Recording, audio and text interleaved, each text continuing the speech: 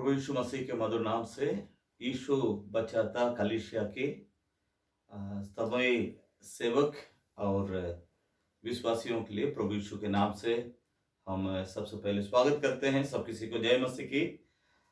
इस समय में हम विश्व के तमाम परिस्थितियों को जानते हैं। उन सभी बातों को देख करके हमें डरने घबराने की जरूरत नहीं है। इस समय हम अपने परमेश्वर पर विश्वास रखें, हम अपने परमेश्वर पर आशा रखें।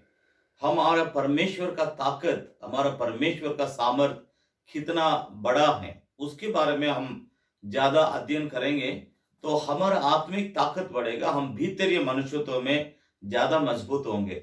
इस दृष्टिकोण से जब हम आपके लिए इस संदेश को सुनाने के लिए प्रार्थना किए थे तब परमेश्वर ने मेरे मन में भजन संहिता 50 अध्याय 15 वचन को मेरे मन में डाला। मैं उस वचन को आपको पहले पढ़ के सुनाना चाहता हूं। आपके पास अगर बाइबल है, मैं आपसे अनुरोध करता हूं कृपया आप अपना बाइबल को खोल करके देखें। संकट के दिन में मुझे पुकार, मैं तुझे छुड़ाऊंगा और तू मेरी महिमा करने पाओगे। संकट के दिन में परमेश्वर कहता है मुझे पुकार, मैं तुझे छुड़ाऊंगा। इस संदेश का मुद्दा है छुड़ाने वाला परमेश्वर। हमारा परमेश्वर हमें छुड़ाता है, यीशु छुड़ाता है। परमेश्वर के नाम की स्तुति और प्रशंसा होने पाए। प्रभु यीशु मसीह हमें छुड़ाने वाला परमेश्वर है। हर प्रकार के खतरे, हर प्रकार की मुसीबत, हर प्रकार की बीमारी, हर प्रकार के शैतान के ताकत से हमें वो छुड़ाता है, हमें वो बचाता है, हमें वो संभालता है। हमें इस प्रकार के तमाम परिस्थितियों में से हमें छुड़ा करके हमें बाहर लाने का वो ताकत रखता है। इसलिए हम आपका ध्यान को आकर्षण करना चाहते हैं परमेश्वर के वचन को। और जैसा परमेश्वर का वचन को हमने पढ़ा, संकट के दिन में मुझे पुकार, मैं तुझे छुड़ाऊंगा और तू मेरी महिमा करने पाओगे। इस भजनकार किस परिस्थिति में इस भजन को लिखा है? ये आसाफ का भजन है। तो हम नहीं जानते वो किस परिस्थिति में लिखा है, लेकिन हमारे लिए ये परिस्थिति, ये जो वर्तमान परिस्थिति है, आज का जो दुनिया का परिस्थिति है, उसके अनुसार हम मिला के देखने से ये वचन हमारे लिए बहुत विश्वास को बढ़ाने वाला, हमारी इस परिस्थिति में से हमें बचाने का ताकत रखने वाला वचन है करके हम समझ सकते हैं। और हमारा परमेश्वर के बारे में और परमेश्वर की ताकत के बारे में, परमेश्वर के सामर्थ्य के बारे में ये वचन हमें शिक्षा देती है। वो ये है कि यीशु छुड़ाता है, अर्थात हमारा परमेश्वर छुड़ाने वाला परमेश्वर है। हर संकट के, हर मुसीबत के समय में तू मुझे पुकार। हम परमेश्वर को पुकारेंगे तो जरूर परमेश्वर हमारा आवाज को सुन करके, हमारी प्रार्थना को सुन करके वो हमें उत्तर देगा, साथ ही साथ वो हमें छुड़ाएगा। हम परमेश्वर के नाम की महिमा के लिए एक और वचन को आपके सामने रखना चाहता हूं।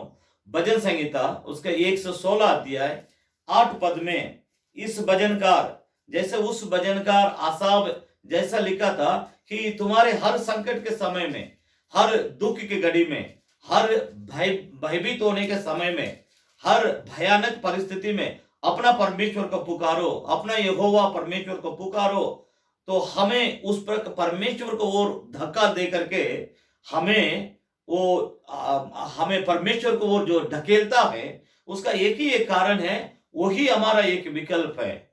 जैसा आज बीमारी चारों तरफ फैला हुआ है, कोरोना बीमारी, उस कोरोना बीमारी से बचाने का ताकत परमेश्वर में ही है। इसलिए इस भजन 50 का 15 पद हमें परमेश्वर को और ढकेलते हुए हम देखते हैं, क्योंकि वही हमारा मात्र छुड़ाने वाला परमेश्वर है।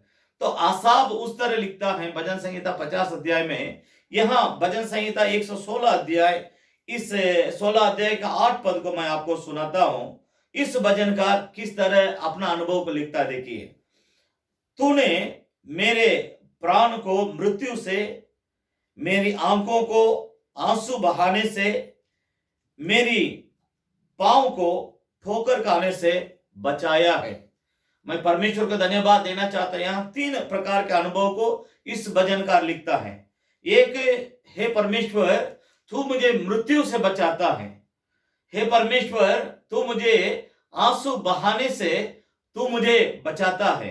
हे परमेश्वर मेरा पांवों को अर्थात मेरे पैरों को इस संसार के ठोकर लगने से, ठोकर खाने से तो हमें बचाता है।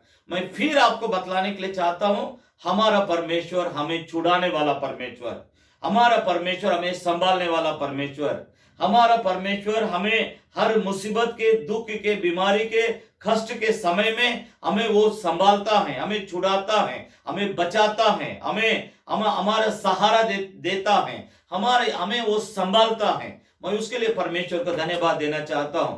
मैं इसके साथ दो अनुभव का आपके साथ वचन में से दिखाना चाहता हूं, जरा मेरी बात को समझने की कोशिश कीजिए। मैं फिर परमेश्वर का सामर्थ्य को आपको दिखाना चाहता हूं।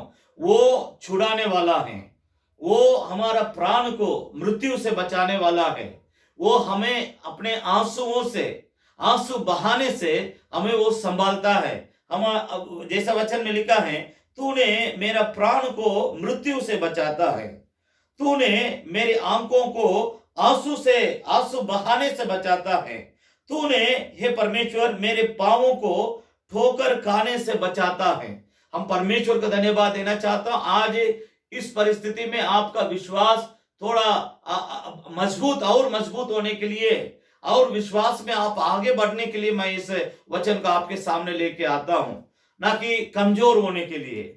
जरूर दुनिया के परिस्थितियों को देख करके आपका मन घबरा गया होगा, दुनिया के हर व्यक्ति को देख करके, दुनिया के हर दिशा से जो भी संदेश आती है, उस संदेश को सुन करके आपका रूह कांपता होगा, आपका दिल कांपता होगा, आपके अंदर घबराहट होता होगा। लेकिन डरिए मत, क्योंकि यीशु छुड़ाता है, क्योंकि हमारा परमेश्वर छुड़ाने वाला परमेश्वर है। हम अनाथ नहीं हैं, हम निरादर नहीं हैं, हम बेसहारा नहीं हैं। हमारा एक परमेश्वर है, वो ऐसा परमेश्वर है, वो हमें छुड़ाने का ताकत रखता है। हर प्रकार के जंजीर से हमें छुड़ाने का ताकत रखता है, हर प्रकार का महामारी से हमें छुड़ाने का ताकत रखता है, हर प्रकार की रोगों से हमें बचाने का ताकत रखता है। इसलिए हमें घबराने की जरूरत नहीं। हर परिस्थिति में हम परमेश्वर का वचन को थाम लेंगे तो हमको किसी भी प्रकार के डर भय में गिरे रहने का कोई जरूरत नहीं पड़ेगी। तो मैं आपको एक और बात को आपके सामने लाना चाहता हूं। अय्यूब की पुस्तक, परमेश्वर के नाम की स्तुति और प्रशंसा होने पाए। अय्यूब की पुस्तक उसका 5 अध्याय, यहां अय्यूब अपना जीवन की अनुभव को बतलाता है। आपको मालूम होना चाहिए कि अय्यूब किस परिस्थिति में इस किताब को, इस अनुभव को वो इस किताब में लिख करके हमें दिया है। लेकिन उसका एक वचन को मैं पहले आपको सुनाना चाहता हूं। अय्यूब की पुस्तक उसका 5 अध्याय 19 पद को मैं आपके सामने पहले रखना चाहता हूं। वह तुझे 6 विपत्तियों से छुड़ाएगा। मैं पहले आपको बता दिया, इस संदेश का मुद्दा हमारा परमेश्वर छुड़ाने वाला परमेश्वर। वो हमें हर प्रकार की मुसीबत से, खतरे से, बीमारी से, महामारी से, रोगों से, तमाम प्रकार की चिंता और घबराहट के बातों से हमें वो छुड़ाने वाला परमेश्वर, वो हमें छुड़ाने का ताकत रखता है। इसलिए मैं इस समय में अय्यूब के जीवन की एक बात को आपके सामने जोड़ना चाहता हूं। अय्यूब परमेश्वर का बहुत बड़ा भक्त था, उसके ऊपर कोई भी आरोप नहीं था। शैतान जबकि परमेश्वर के पास आके उसके ऊपर आरोप लगाने के लिए कोशिश करता, लेकिन परमेश्वर कहता, मेरा दास अय्यूब के ऊपर तुमने ध्यान दिया तो उसके ऊपर कोई आरोप नहीं है। इतना परमेश्वर का भक्त था, इतना परमेश्वर से प्रार्थना करने वाला, इतना परमेश्वर के करीब में रहने वाला, इतना परमेश्वर के साथ साथ चलने वाला, इतना परमेश्वर की हर परिस्थिति में परमेश्वर को ध्यान में रखने वाला एक परमेश्वर का दास। उसके जीवन में एक दिन ऐसा परिस्थिति आई, उस समय वो अपने बातों को रखता है। किस प्रकार रखता है, मैं पहले उस वचन को आपको सुनाना चाहता हूं। अय्यूब की पुस्तक उसका 5 अध्याय 19 पद को मैं पढ़ता हूं। वो तुझे अर्थात परमेश्वर तुझे 6 विपत्तियों से छुड़ाएगा, वर्ण 7 से भी तेरी कुछ हानि नहीं होगी। परमेश्वर के नाम की स्तुति हो। यहां पर अय्यूब कितना सुंदर ढंग से अपना अनुभव को परमेश्वर के लोगों के सामने रखता है, लोगों के लिए अपना जीवन का अनुभव को रखता है। परमेश्वर मेरे लिए क्या कर सकता है, परमेश्वर तुम्हारे लिए क्या कर सकता। सब कुछ खत्म हो सकता है, लेकिन हमारा परमेश्वर हमें छोड़ेगा नहीं। हमारे परमेश्वर हमारा साथ रहेगा, हमारा परमेश्वर हमारा संग चलेगा, हमारा परमेश्वर हमें हर विपत्ति में हमारा साथ रह करके हमें बचाएगा, हमें संभालेगा करके एकदम अनुभव के साथ यहाँ पर लिखता है। लेकिन ये परमेश्वर का दास इस बात को लिखते समय में आप उनका जीवन की कुछ बातों को समझना जरूरी है। इनके इनके बाल बच्चे एक ही दिन में मर जाते हैं और इनकी तमाम धन दौलत अर्थात इनका इनका पास जितने जानवर थे सब कुछ एक ही दिन में खत्म हो जाता है। इनका सारा धन संपत्ति एक ही दिन में खत्म हो जाता है। इनके सभी बाल बच्चे एक ही दिन में खत्म हो जा रहे हैं, मर जा रहे हैं। लेकिन इनकी पत्नी बोलती है कि आप अभी भी परमेश्वर पर विश्वास करते हैं, अभी भी आप परमेश्वर परमेश्वर करके कहते हैं, अच्छा होगा, भला होगा, आप परमेश्वर को निंदा करके मर जाइए। उसकी पत्नी भी अब उससे रूठ गई है। लेकिन वो व्यक्ति कहता है नहीं नहीं नहीं नहीं, तुम गलत बोल रही हो, तुम मूर्ख स्त्री के जैसे बात करती हो, क्योंकि परमेश्वर से हमने जो सुख पाया, क्या हम परमेश्वर से दुख नहीं पा सकते? थोड़ा समय के दुख में ही हम परखे जाएंगे हम कितना परमेश्वर पर विश्वास करते हैं। आज इस कोरोना जो बीमारी है ये हमारे लिए थोड़ा समय का दुख है, लेकिन यही हमारा अंत नहीं है। इस बात को समझने की कोशिश कीजिएगा, ये हमारा अंत नहीं है। इससे परमेश्वर हमारे विश्वास को परखने के लिए एक समय आया है। जैसा अय्यूब के साथ एक समय आया है, वो व्यक्ति परखा जा रहा, उस समय वो कहता है नहीं नहीं नहीं, परमेश्वर से हमने सुख पाया तो दुख क्यों नहीं पाएंगे? तो हमारे साथ भी इस प्रकार के एक समय आया है। इस दुख के घड़ी में हम कितना परमेश्वर के साथ है, कितना हम परमेश्वर पर विश्वास रखते हैं, कितना हम परमेश्वर पर आशा रखते हैं, कितना हम परमेश्वर के वचनों को मानते हैं, कितना हम परमेश्वर के वचन में दृढ़ और मजबूती के साथ रहते हैं। ये व्यक्ति कहता है परमेश्वर तुझे 6 विपत्तियों से छुड़ाएगा, वरन 7 से भी तेरी कुछ हानि होने पाएगी। परमेश्वर 7वां जो हमारे विरोध में विपत्ति आएगी उसमें भी परमेश्वर हमारा कोई हानि होने नहीं देगा। परमेश्वर के नाम की स्तुति हो। कैसे इस बात को अय्यूब अपने जीवन के अनुभव से करता है, मैं यहाँ पर 17 पद की ओर आपका ध्यान को आकर्षण करना चाहता हूं। देख क्या ही धन्य है वो मनुष्य जिसको ईश्वर ताड़ना देता है, इसलिए तू सर्वशक्तिमान की ताड़ना को तुच्छ मत जान, क्योंकि वही घायल करता है।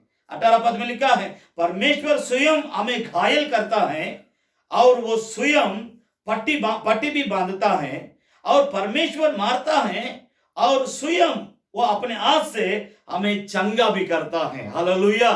परमेश्वर हमें चंगा भी करता है। मैं आपसे कहना चाहता हूं इस परिस्थिति को देखकर के आप परमेश्वर को कम अंदाजा मत कीजिएगा।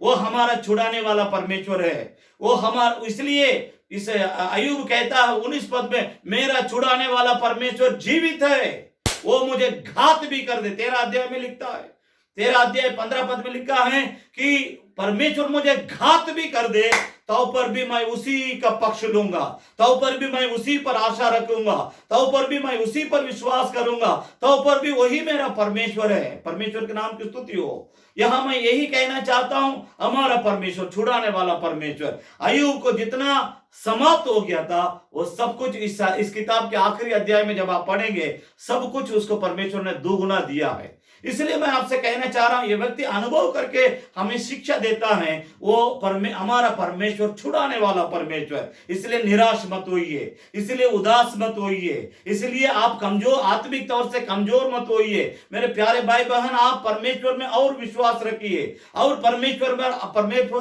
पर आशा रखिए। हमारा प्रभु यीशु मसीह ये आज जो बीमारी या महामारी विश्व भर में फैला हुआ है, इसके बारे में बहुत पहले उसने सूचित कर दिया, दुनिया को भविष्यवाणी किया है कि मेरा दूसरा आगमन इस संसार में दोबारा होगी, मेरे आने से पहले दुनिया में महामारी फैलेगी।